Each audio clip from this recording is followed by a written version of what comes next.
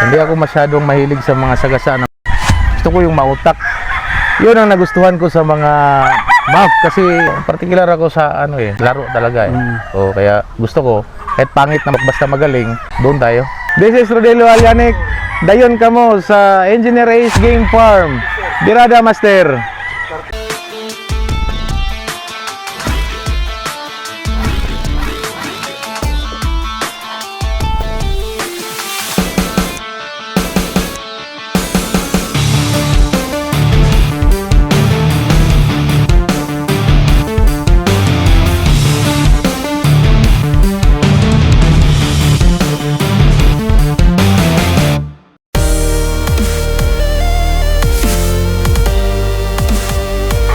Mga master, kumusta? Hinaot okay ka? In today's episode, master, binyahin natin ang Barangay Kapalaran, Tanggob City. Nandito tayo ngayon, master, sa isang farm ng ating bagong kaibigan, si Mr. Rodelio Alianic sa Engineer Ace Game Farm. Good morning, master. Hey, good morning boss. Greet ka sa ating mga subscribers. Para sa mga subscribers, magandang hapon sa inyong lahat. Rodelio Alianic ay isang simpleng magmamanok lang. Tapos nagnegosyo ng hindi konti lang. Yung tatay ko, nagmamanok na talaga. Yung lumaki na ako, pinasok ko na rin ng pagmamanok. Originally, nagbe-breed ako ng Peruvian. Pero nung nagka-pandemic, nawala na yung mga shipment natin sa neighboring Asian countries natin. Nag-stop ako. Kaya yung mga Peruvian ko, itinews ko sa American Hall. Saka kumukuha na rin ng mga ibang bloodlines. Ilang hektarya tong area niyo, master? 6.9 hectares. Yung nagamit lang? Siguro nasa mga dalawa lang. Dalawa. Hectares. So. Maraming puno, no? Anong klaseng puno yan? Yan? Mga palkata. Kasi Palkata. yung tatay ko, nasa logging din siya. Logging industry. Usually, anong gamit ng palkata? Yung gamit talaga ng palkata, ginagawa nilang plywood. Yung mga buyers niyan, outside or dito lang local? Dito sa Clarin, dito rin sa amin sa Occidental, may planta sila dyan eh. Ilang mga taon pwede ma-harvest ang palkata? Ang palkata, mga 10 years, pwede na. Pwede na ma-harvest. Pwede na. Magkano naman yung bilihan pagka isang 10-wheelers? Siguro mga around 120,000, 130 isang SKW, yung tinatawag nilang kumong-kumong. Kumong-kumong. Oh. Yung raw pa lang, hindi process pa. Raw pa lang, round lang talaga, round lang. Sila na yung kukuha dito or kayo pang dadala sa process? Dadalhin ba namin doon? Ma-industry pa lang gano'n, no? Ito lang yung area na pinagtamnan nyo, marami pang lugar. Mga 4 ata. Yung area? 4 na area. So. Sige, punta naman tayo dito sa ating hilig. Ano-ano yung mga bloodlines nyo dito? Unang-una yung map namin. Sabi nila, infusion daw yun ng White General at saka Thompson White. Minsan kasi nanalo yung white niya, napakagaling.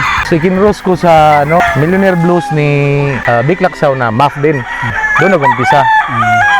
So, maganda naman yung nila. Kaya itinuloy ko yung pagbe-breed.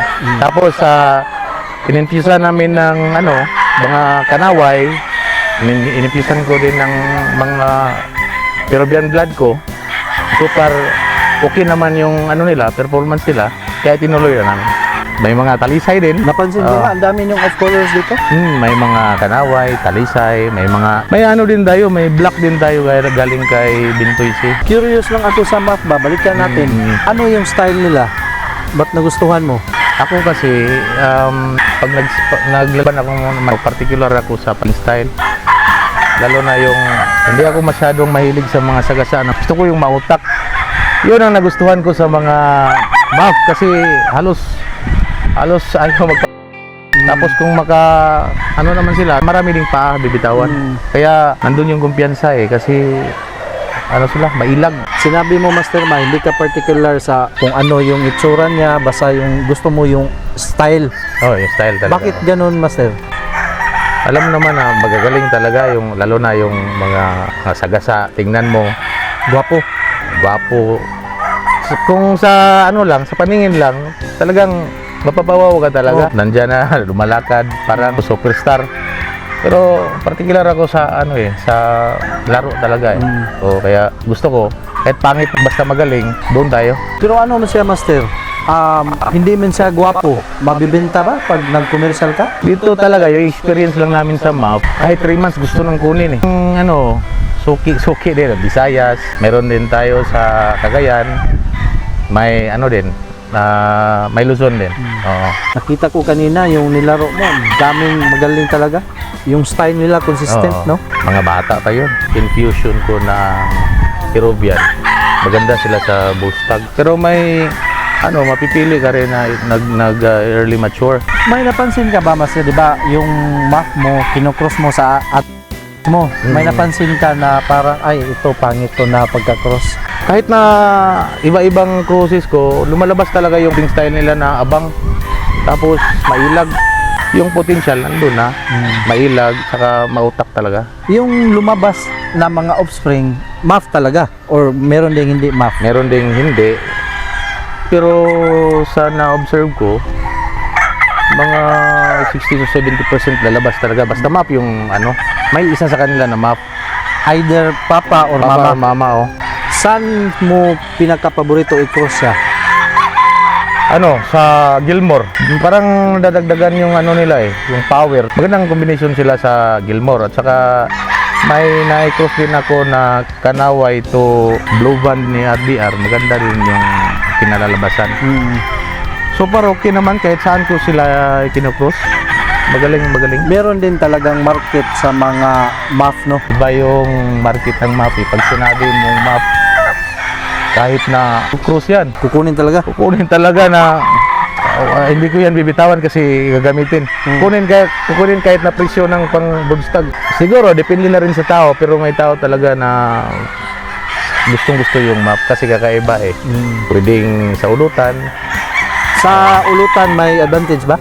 Oo, sa ulutan. Kasi in-underestimate nila yung Yeah. physical appearance ng manok. Parang Tagalogin. Para Tagalogin. Oo. Pero, so far, maganda naman yung nila, record nila. Ngayon, meron pa kayong mga lokal na natira? Wala na. Wala na yun. National? Local na. Local banded, meron pa? Pero na, konti na lang kasi, Personal na lang. personal lang kasi parang hindi na nga aabot ng Volstag eh. Yung para sa compliance. Oo. no? Sa national, meron pa maraming national. Meron pa naman, meron pa naman. Nagsishare ba kayo, Master? May naman, nagsishare din naman tayo. Saan nila pwedeng i-contact? Pwede nila i-contact sa sa Rodelo Palos na Facebook. Rodelo Palos. Rodelo Palos.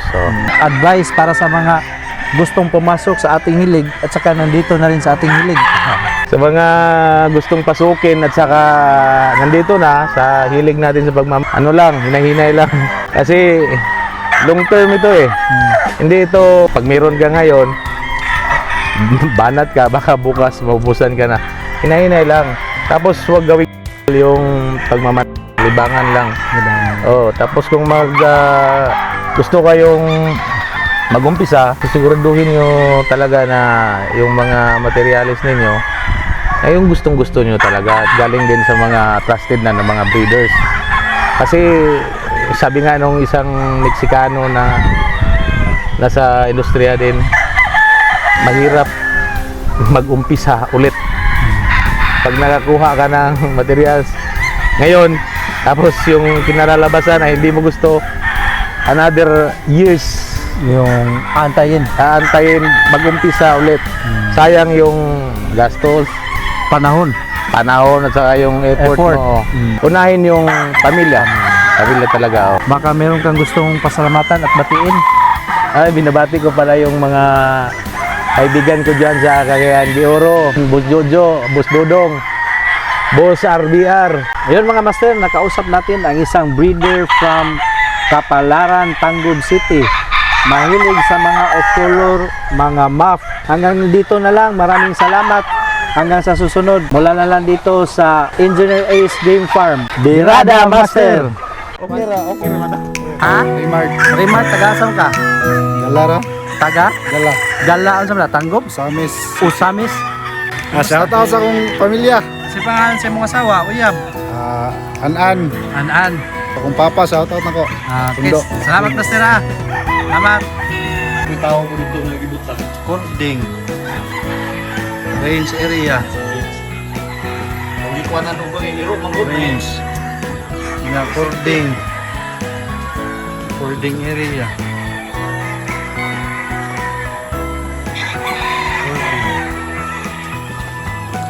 Gradas pa itong gradas eh. Gradas na yan. Breeding food. Nasa breeding sa breeding. Breeding.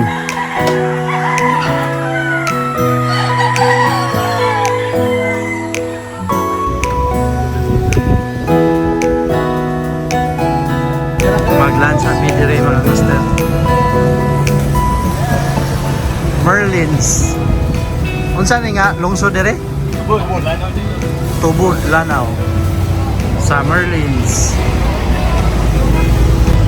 Tubod, Lanao del Norte, Merlins.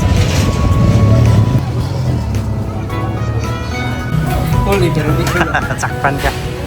Salamat sa ato ang paniod to. Ato ang sponsor. Salamat nila. Gua po karon espalto man.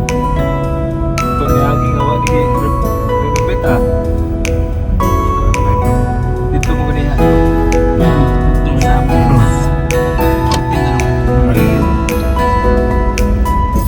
Ay, tao ka? Pwede kayo munong patagin yun? Ay. First time yun. First time. Kasi bukawal. Pwede mo munong. Sige ni nga. Panggil. Panggal ba yun? Pangin ba yun? Panggal Bay. Sabi kong Panggil Bay ni siya. Panggal Bay. Kung saan siya nga? Tubod to tango. Tubot to Tanggob. Lanao del Norte.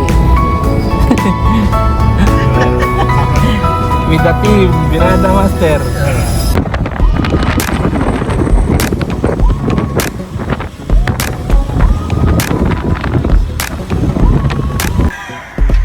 Playpen. Ya, dire. Oiga. Usara ka kuan.